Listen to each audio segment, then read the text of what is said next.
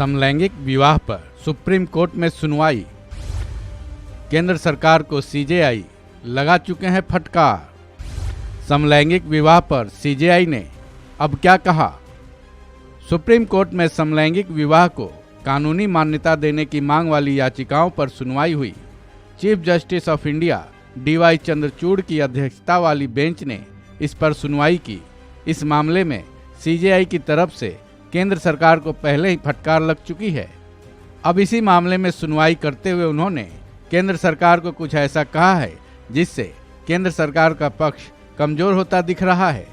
CJI ने कहा कि शहरों में भले ही यौन पहचान वाले लोग ज़्यादा सामने आते हैं, लेकिन इसका मतलब ये नहीं है कि इसे केवल शहरी विचार कहा जाए। साथ ही उन्होंने ये भी कहा कि केंद्र सरकार के पास ऐसा कोई डेटा नहीं है जिससे ये पता चल सके कि केवल शहरी इलाकों में ही सेम सेक्स मैरिज की मांग की जा रही है। चीफ जस्टिस चंद्रचूड़ ने ये बातें केंद्र सरकार के उस एफिडेविट के जवाब में कही जिसमें ये कहा गया था कि ये केवल कुछ शहरी वर्ग की सोच को दिखाता है। समलैंगिक विवाह के मामले में बुधवार को दूसरे दिन की सुनवाई शुरू की गई, जिसमें केंद्र सरकार की तरफ से एक नई याचिका दाखिल की गई। इस याचिका में सुप्रीम कोर्ट से निवेदन किया गया है कि इस सुनवाई में राज्य सरकारों और केंद्र शासित प्रदेशों को भी पक्ष बनाया जाए। इस दौरान समलैंगिक संबंधों को अपराध के दायरे से बाहर किए जाने समेत दूसरे फैसलों का भी जिक्र किया गया।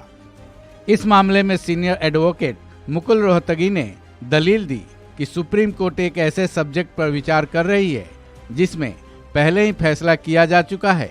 अपनी दलील में उन्होंने कहा कि मेरा हेटेरोसेक्सुअल वर्ग के मामले में समान रुख है। ऐसा नहीं हो सकता कि हेटेरोसेक्सुअल का यौन ओरिएंटेशन सही हो और बाकियों का गलत। इस बारे उन्होंने साफ किया कि इस मामले में एक सकारात्मक पुष्टि होनी चाहिए। बता दें, इस मामले में याचिकाकर्ताओं ने सुप्रीम कोर्ट से अनुरोध किया है कि वो अपने समाज को इस तरह के बंधन को स्वीकार करने के लिए प्रेरित करें ताकि एलजीबीटी वर्ग के लोगों को भी हेटेरोसेक्सुअल्स की तरह समाज में एक सम्मानित जीवन मिल सके। वहीं कुछ याचिकाओं में मांग है कि इस मामले में राज्यों को भी आगे आना चाहिए और उन्हें समलैंगिक विवाह को मान्यता देनी चाहिए। इसी मामले में सीजेआई की अध्यक्षता वाली 5 सदस्यों की बेंच में सुनवाई हुई।